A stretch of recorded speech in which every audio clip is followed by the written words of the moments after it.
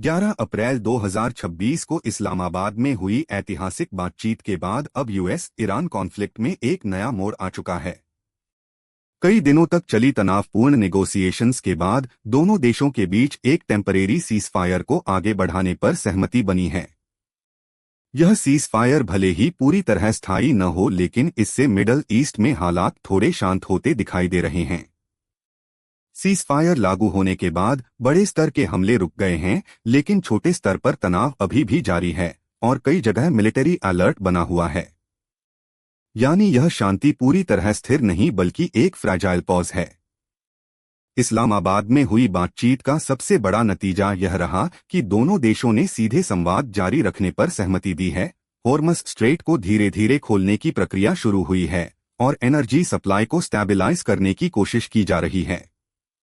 इस पूरे घटनाक्रम के बाद पाकिस्तान एक नए ग्लोबल मीडिएटर के रूप में उभरा है, जहां इस्लामाबाद ग्लोबल डिप्लोमेसी का केंद्र बन गया और यूएस और ईरान जैसे देशों को एक टेबल पर लाने में महत्वपूर्ण भूमिका निभाई गई। सीज़फायर के बाद दुनिया में थोड़ी राहत देखने को मिली है। ऑयल प्राइसेस में हल्की गिरावट आई है, शिपिंग राउट्स फिर से खुलने लगे हैं और मार्केट्स में स्टेबिलिटी आने लगी है, लेकिन अनसर्टेनिटी अभी भी बनी हुई है। सबसे बड़ा सवाल यह है कि क्या खतरा पूरी तरह खत्म हो गया है? जवाब है नहीं। ट्रस्ट अभी भी कम है, मिलिट्री प्रेजेंस बनी हुई है और किसी भी समय टेंशन फिर बढ़ सकता है।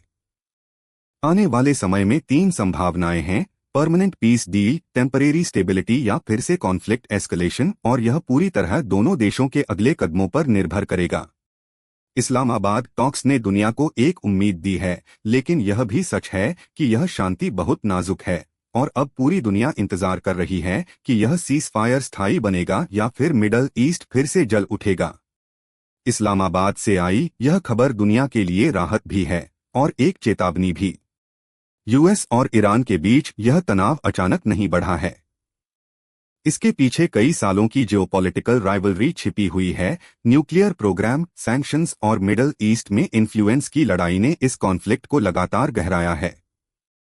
यही कारण है कि हर छोटी घटना भी बड़े टकराव में बदल सकती है। इस पूरे कॉन्फ्लिक्ट का सबसे संवेदनशील मुद्दा है ईरान का न्यूक्लियर प्रोग्राम। अमेरिका का कहना है कि ईरान परमाणु हथियार बनाने की दिशा में आगे बढ़ रहा है, जबकि ईरान इसे पीसफुल एनर्जी प्रोग्राम बताता है। यही विवाद इस पूरे संकट की जड़ बना हुआ है। मिडल ईस्ट सिर्फ युद्ध का मैदान नहीं बल्कि एनर्जी का केंद्र भी है, और यही कारण है कि इस कॉन्फ्लिक्ट को कई विशेषज्ञ एनर्जी वॉर भी कह रहे हैं, क्योंकि यहां की हर हलचल का असर सीधे ग्लोबल ऑयल और गैस मार्केट्स पर पड़ता है। स्ट्रेट ऑफ हॉर्मज़ में तनाव बढ़ने का सबसे बड़ा असर शिपिंग इंडस्ट्री पर पड़ा है। कई जहाजों को अपने राउट्स बदलने पड़े हैं, इंश्योरेंस कॉस्ट्स बढ़ गई हैं और ग्लोबल ट्रेड की स्पीड धीमी हो गई है। भारत इस पूरे क्राइसिस को बहुत करीब से देख रहा है, क्योंकि उसकी एनर्जी सिक्योरिटी काफी हद तक इस रीजन पर निर्भर करती है। यही कारण है कि इंडिया ने डिप्लोमेटिक और मिलिट्री दोनों स्तर पर तैयारी बढ़ा दी है। इंडियन नेवी की स्ट्रैटेजी साफ है: प्रेजेंस, प्रोटेक्शन और प्रिपेयर्डनेस। यानी समुद्र में मौजूद रहना, अपने जहाजों की सुरक्षा करना और हर स्थिति के लिए तैयार रहना। इस क्राइसिस को रोकने के लिए कई देश डिप्लोमेटिक एफर्ट्स में लगे हुए हैं। यूनाइटेड नेशंस से लेकर रीजनल पावर्स तक सभी इस कॉन्फ्लिक्ट को कंट्रोल करने की कोशिश कर रहे हैं। लेकिन सबसे बड़ी समस्या है ट्रस्ट की कमी। यूएस और ईरान के बीच भरोसा लगभग खत्म हो चुका है और यही वजह है कि हर अग्रीमेंट फ्रैजाइल बन जाता है। आधुनिक समय में युद्ध सिर्फ जमीन या समुद्र तक सीमित नहीं है, साइबर अटैक्स भी एक बड़ा हथियार बन चुके हैं। फाइनेंशियल सिस्टम्स, पावर ग्रिड्स और कम्युनिकेशन नेटवर्क्स पर हमला इस कॉन्फ्लिक्ट को और जटिल बना सकता है। मिडल ईस्ट में प्रॉक्सी वॉर्स का खतरा भी लगातार बना हुआ है, जहां बड़े देश सीधे टकराने की बजाय छोटे ग्रुप्स और रीजनल कॉन्फ्लिक्ट्स के जरिए अपनी ताकत दिखाते हैं। अगर यह कॉन्फ्लिक्ट बढ़ता है तो ग्लोबल इकोनॉमी पर इसका गंभीर असर पड़ सकता है। इन्फ्लेशन बढ़ सकता है, सप्लाई चेन्स टूट सकती हैं और कई देशों की ग्रोथ प्रभावित हो सकती है।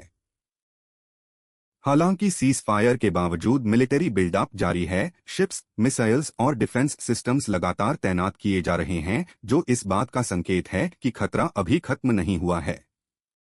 भविष्य अभी भी अनिश्चित है।